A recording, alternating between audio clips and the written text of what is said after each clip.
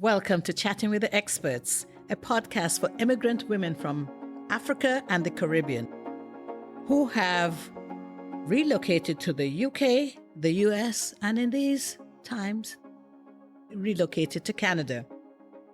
In this podcast, we talk about the struggles, but we also highlight the triumphs that these women have experienced. And at the same time, we share resources and experiences that our fellow immigrant sisters can benefit from. My guest today is from the Caribbean. She is Marva Riley, and she lives in Florida. I am going to ask her to talk all about herself. So welcome to Chatting with the Expert. It's wonderful to have you here. Thank you so much, Paula. Thank you for having me. Absolutely. So, Marva, I know you're from Jamaica. I've told the listening audience that you're from Jamaica, but I wanted you to tell them about yourself. Tell us your bio. This is like a verbal bio. Thank you so much, Paula, for having me. I am so delighted to be with you and your wonderful guests today. My name is Marva Riley. I am originally from Jamaica, the beautiful island of Jamaica. I was born and raised there. Yeah, and I immigrated to the United States when I think I was 26 or thereabout, with my husband and two little children. When I came to the United States, well, let me back up a little bit. Ever since I was a child, I always wanted to be a nurse. I so admired the nurses of the community because those are the folks that the neighbors would run to when they weren't feeling well or someone was about to give delivery. And so I always wanted to be a nurse. And when I came to the United States, I got the privilege and the opportunity to study nursing. So I'm a registered nurse, have been a registered nurse for over 22 years. I am the recipient of the Daisy Award for Extraordinary Nurses, honoring nurses internationally. Most of my experience has been in the area of critical care. I'm an educator, and I believe that we're all educators in our own rights, that it is everyone's responsibility to teach others what we know to be true. I'm also the author of the book. It's a holistic health and wellness book and a memoir, and it's called Eat, Sleep, Meditate, A Nurse's Guide to Health by Marva Riley, registered nurse. So in essence, that's my bio. I am currently working on a plant-based recipe book. So I will be a second time author of a book that's focused on health and wellness. That's incredibly exciting, I'm sure, for you. And it is for me too, because I'm thinking plant-based recipes. I'm going to have to buy that book for sure because I'm trying to eat healthier.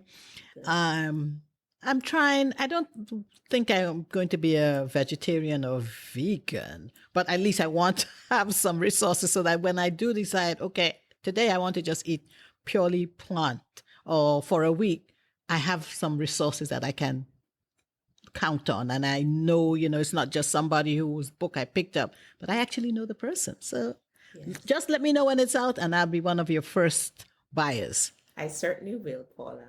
Thank you. Sure. So you came from Jamaica. You're now a registered nurse. You're an author. I know you're a gardener because you and I spoke earlier on about that. And your grandma. But you left a beautiful island to come here. Yes. So tell us about your experience coming here because, to leave your home and come to a new place is tough. It is tough. Yes, it's an interesting story, interesting journey. I was born in a very poor family in Jamaica. We never had the opportunity to go to college or study. Many of my family members never even got the opportunity to go to high school. So I was one of the very first persons who got the opportunity to go to high school from my family, my little district called Devon, actually Malton, in really the remote part of Jamaica. And then I worked at Alcan, Jamaica. There was just very few opportunities for advancement to go to school while you're studying, to own anything in the late 70s and the 80s when I was a young adult. So my husband at that time said to me, I think we should try our best to immigrate to the United States. You know, the United States is considered to be the land of milk and honey. Yes. Opportunities. Yes. So I was working at Alcan at that time, a very reputable company, as a receptionist. And most people who worked with Alcan, who went to the immigration department to try to get a visa, got a visa because you have a stable job. You had to prove that you had a stable job. Mm-hmm. So I went with my children. I got a visitor's visa for myself and my two children. So my husband took our visa and he went to the immigration department and said, listen, my wife has a visa, the children have visas, and we would like to go to the United States on a vacation, and I don't have one. So they gave him one. It was very difficult to get a visa then. So I came up to the United States and I stayed with my sister, and then my husband and the children came up. We came to the United States for economic opportunities, not because we didn't love our beautiful island and the weather and everything that Jamaica has to offer, but for the economic opportunities. As I'm sure that is why most families from Africa and the Caribbean and other parts of the world, Latin America, I believe that's why most of us have immigrated to the United States. Because we love our country, but it offered the opportunity to go to school and to better yourself economically. Yeah, and that's a reality. Mm-hmm. Decided at some point that, okay, I want to go into nursing because that's something you said that you always admired. You admired the profession because growing up in Jamaica, the nurses were the first one to be called if there was an emergency, if there was a birth, you know, the interesting things happening, interesting in quotes, things happening in the city or the town that you're living in. And that fascinated you. So how did you begin your journey there? Did you get a grant? Did you get some, what help did you get? But I always wanted to go to nursing school to become a real nurse. Mm-hmm. When I immigrated to the United States, I lived in Florida, but my husband's family lived in Chicago. So we left Florida and we drove our little car to Chicago, had no clue where we were going. There was no maps on our cell phone in those days. And I remember we were driving on the I-95 heading east. And we just started driving east on the I-95. We had no idea where we were going. We thought we could end up in Chicago driving I-95 east. So we stopped at a gas station to ask the man direction. And the man said, if you continue northeast on the I-95, you will end up in Canada. That's what he said. He said, if you want to go to Chicago, you gotta head west. You have to go northeast and then head west. And he gave us one of those big paper map. I don't know if you remember them. I do. To get a gas station. And we bought one, and that's how we tracked. And it was in the middle of winter. We had never experienced winter before. We had no clue what we were doing. And we used a map. And we track our way to Chicago and found ourselves in Chicago at his sister's house. Well, while I was in Chicago, I still had a great desire to go to nursing school because, I was making $6 an hour in those days. There wasn't really much you could do with that kind of money and 2 children.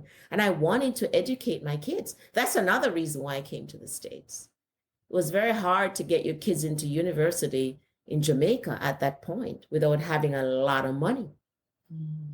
So from where we're in Chicago, we spent 2 years in Chicago and then we went back to Florida. And I bumped into a lady. I met a lady in Florida and she told me she was in nursing school.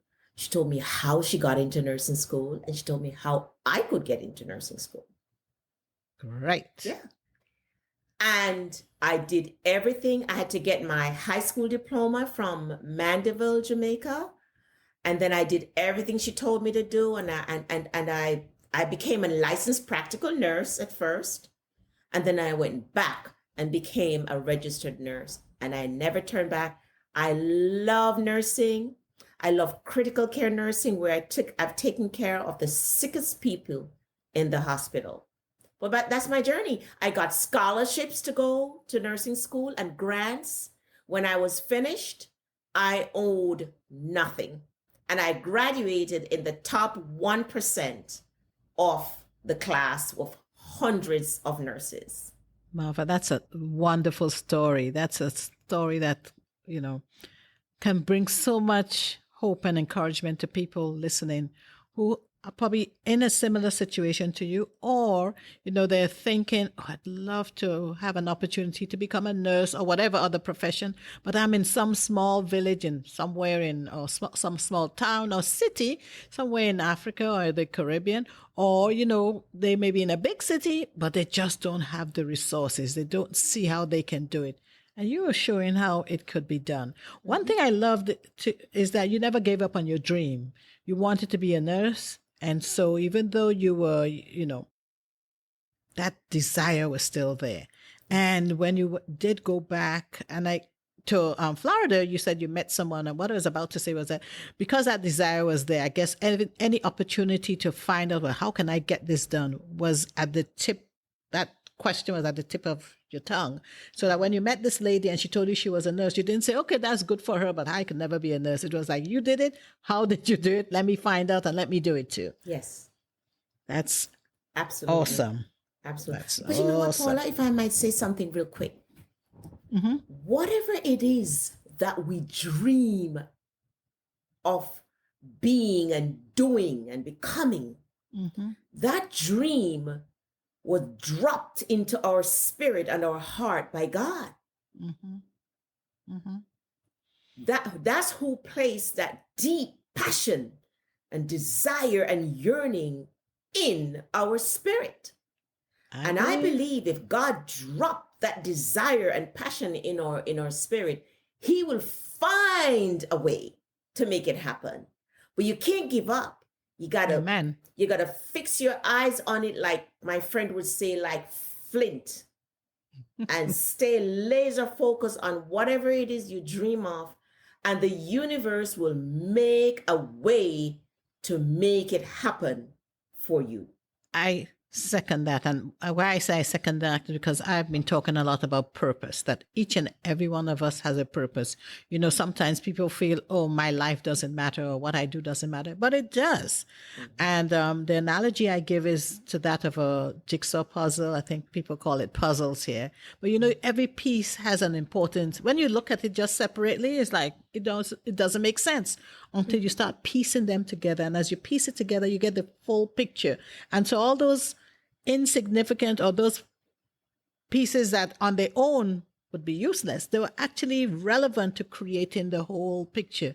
And talking about purpose, each one of us in this world have something special, some talent, something that's unique to us that the world needs, or somebody in the world needs. And when we realize that and we start talking it or dreaming it and doing it, whether it could be talking, writing, singing, whatever it may be, being a doctor, being a nurse, being a chiropractor, driving a bus, whatever it is, there is a purpose for that. And once you understand that, okay, I'm contributing to the wellness or the goodness of the world, then your life takes on a different path, because you understand that you have something that is special. Nobody else can be you. And so your own talent is unique to you. Your own purpose is unique to you. So step forward in it, because God has planted that in you to do that. So anyway, that's me and my purpose. We're not here to talk about me. We're here to talk about you. Absolutely. Oh boy. So I know you have the plant-based cookbook, which should be released in fall of 2021. But I see that you also had a successful real estate business. Oh, I must have put that. Yeah. Yes. So, so Paula, like we said, whatever it is that you desire in your life, to stay in that desire. You just don't know how God is going to work it out. We really don't need to know the how. You just need to know, listen, I would like to become a registered nurse. The how, if we're open to it, will be dropped in our spirit by God. So the hospital setting has become a more business than the actual caring of patients that I love. There's very little time to give a patient a back massage, a foot rub, hold their hand if they're dying, things like that. Not much. You're just running as a nurse, and doctors too, and other healthcare workers. So I had gotten to the point where I really need to either scale back or get out of the actual hands-on nursing. And I had tried a little bit of real estate investment while I was practicing bedside nursing in the hospital. I had a few rental properties to supplement my income because I'm from the Caribbean. In the Caribbean, they say you should have 7 streams of income. You got and more. or more. You got to have your hands in different things. And it worked pretty well. So a few years ago, probably about close to 5 years, my husband had retired and he said, listen, we need to get out of Florida where we can buy a house free and clear and not have any mortgage and a cheaper lifestyle because I don't want to be in the rat race as I've been before. I want to kind of slow down and enjoy my life. And so we sold everything, rented the house in Florida, and moved to a small town in Georgia called Rennes, where we were able to buy a nice property on an acre of land. That's why I can do all this gardening and stuff. And yes, sure enough, since we've been here, we've been able to purchase some properties. We've renovated them ourselves and have rented them. And we've sold some. And we've also acquired some more in Florida. And we've rented some and we've sold some. So that's where we are in terms of the real estate. We're renovating to rent and renovating to sell. And so that has opened up a new business for us, a new stream of income. I'm also working on my books, which has opened up a new income and a new stream of income. And I'm also able to impact other people's lives. And I'm doing some research. And I also have the option of working as a nurse when I choose to, because I can work part-time or per diem. I can fill in at the hospital. I just have my hands in multiple things, yet I'm not feeling overwhelmed or stressed out because these are things that I actually enjoy doing.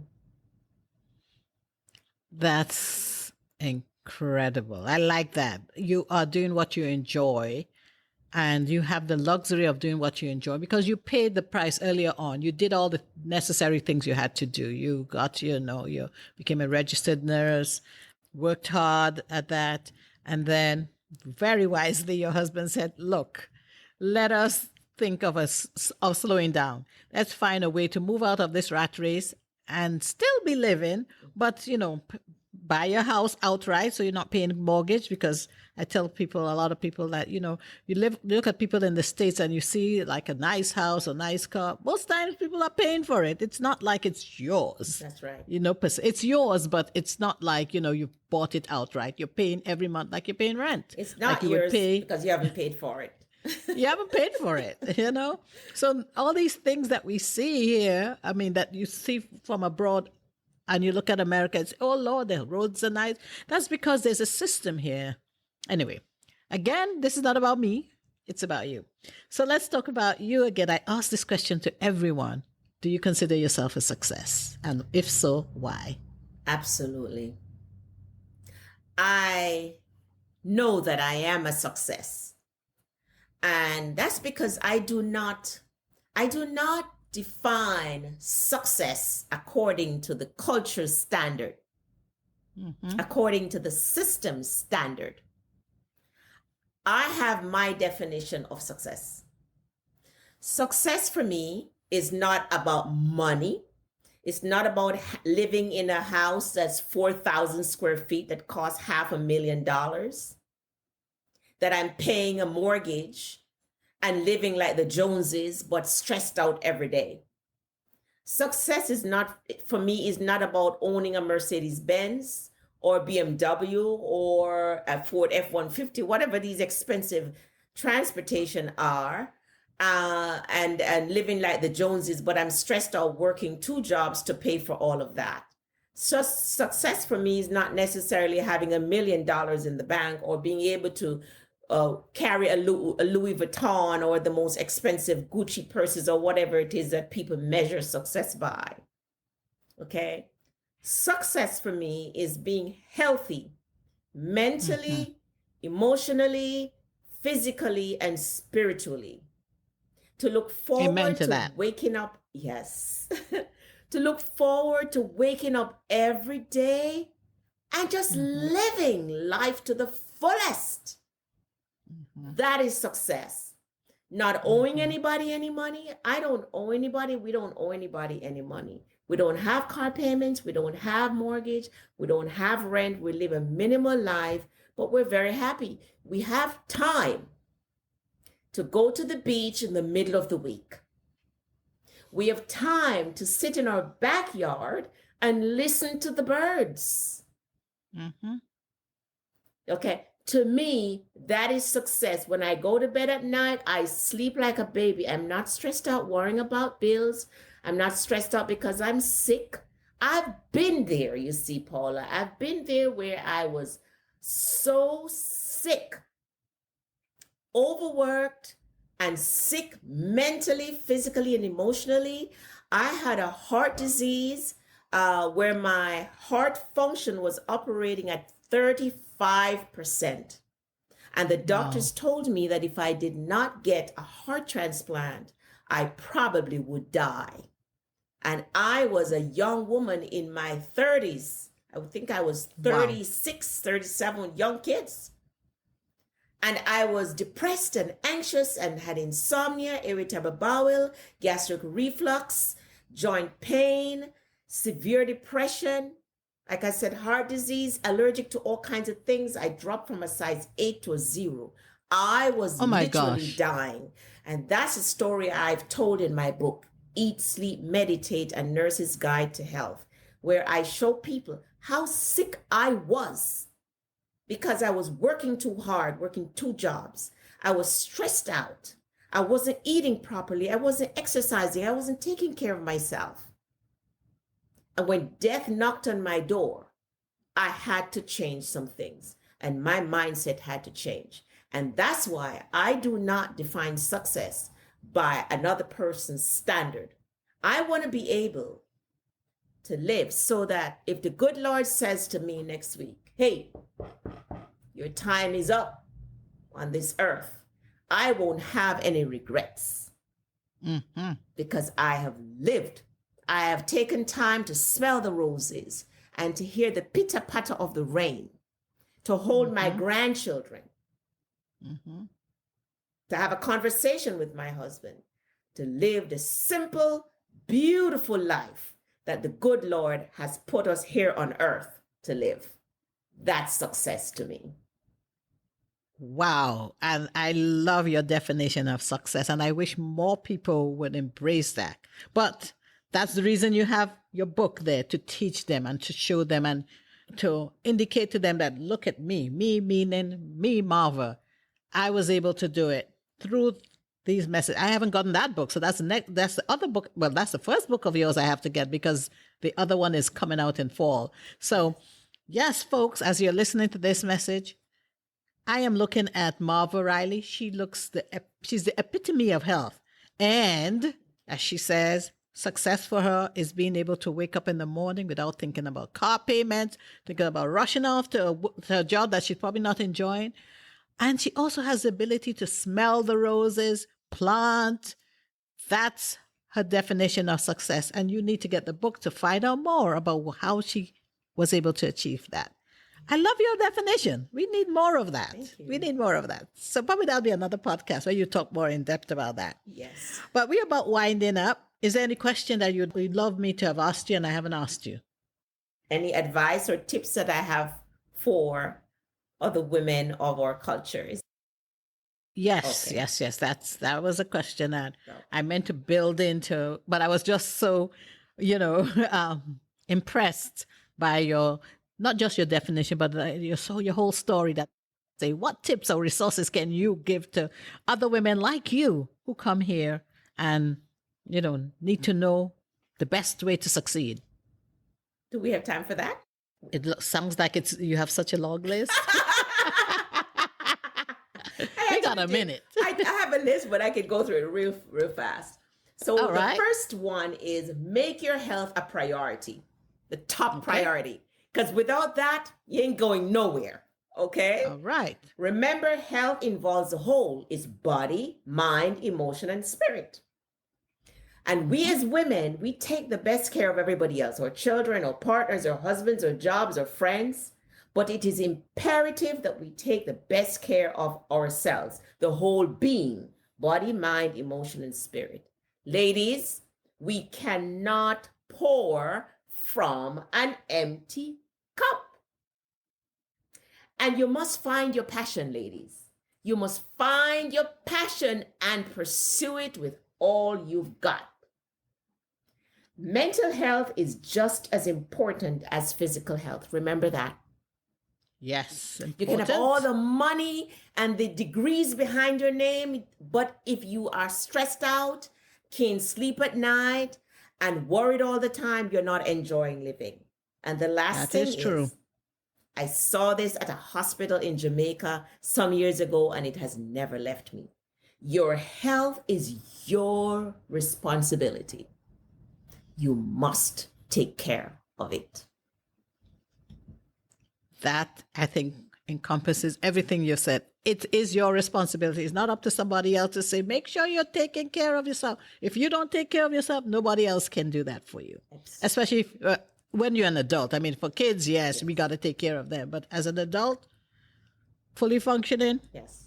you need to understand that your health is your responsibility. Yes. I love it, Marva. I love the list. Okay. Would that list be something that you can share with the audience? Is that a gift you can share? I mean, you can give like a PDF form that they can download those seven, was it? 1, 2, 3, 4, 5, I 6? have a website, rnmarvariley.com. I have a lot of free tips, suggestions, and advice that my listeners can download, print, learn, so much, and it's all free. I also have a newsletter. I send out a short newsletter. It's not long. It's not it's not advertising or anything like that. It's some tips like the ones I just gave to help you to attain holistic health and maintain holistic health. And you can sign up for that newsletter on my website, rnmarvariley.com. I also have a health and wellness Facebook group that's called The Doctor in You. And you can join. We help to sharpen each other and encourage each other, and you learn from each other how to get healthy and stay healthy. So I have a lot of free resources there. I'm on YouTube, Facebook, Instagram, LinkedIn, Twitter, and all I talk about is becoming your healthiest self now. And it's not just about physical, it's mental, emotional, spiritual, and physical health, and being the best woman that you can be. So visit my website, rnmarvariley.com, and you'll find tips like these and so much more. I have free recipes on that site that will help you to become your best self. Marva, that's really, really awesome. So, folks, she's told you where you can get the resources. She's told you where you can find her. She's told you that she's on LinkedIn. She's on YouTube. She's on Facebook. She's got a website. She's got lots of tips there on the website that you can download for free. We probably would just download one for free and put on this recording, but she's got tons more. If I give you one, my listeners, she can give you 20. But I'll start with one. And so with that, we have really come to the end. I can't believe I've been talking to you for 30 minutes. It just seems like, we just started talking. Thank you. Yep. So for my listeners who have heard, who have listened, and I'm sure who have enjoyed the conversation that I've had with the one and only Marva Riley, please head over to Apple Podcasts, Google Podcasts, Spotify, or anywhere else that you listen to podcasts and click subscribe. If you are an immigrant woman from Africa or the Caribbean and you have migrated to the US, the UK, or Canada, and also that you found all these stories interesting, please let us know in your reviews. And if you'd like to be a guest on Chatting with the Experts, head over to my website, which is chattingwiththeexperts.com, and let's chat. Thank you, Marva. I really, really, really enjoyed our conversation today. Thank you so much for having me, Paula. It was a delight talking with you and your audience. Absolutely.